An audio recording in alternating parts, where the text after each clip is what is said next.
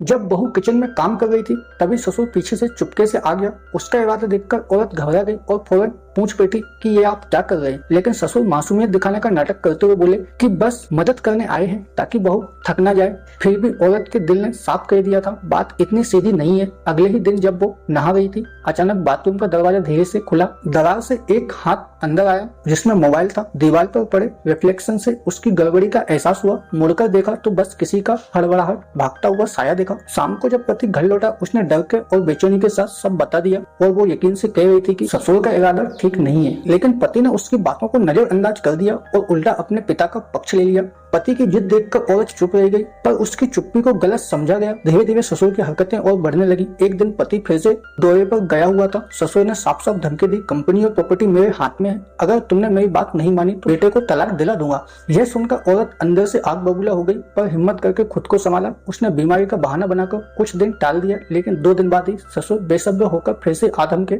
जैसे ही उन्हें लगा कि अब सब काबू में है अचानक दरवाजे के बाहर बेटी की आवाज आई। असल में औरत ने लंबे सोच विचार के बाद तय किया था कि अब सब सच पति के सामने रखना ही होगा। पिता की घटिया सच्चाई अपनी आंखों से देखकर बेटा सन्न रह गया। उसकी गुस्साई नजरें देखकर ससुर की बोलती बंद हो गई। आखिरकार बेटे ने उसे घर से निकाल दिया और रिश्ते हमेशा के लिए तोड़ दिए। घर का ये तूफान तो थम गया लेकिन बहू के दिल में जो जख्म बने वो आसानी से नहीं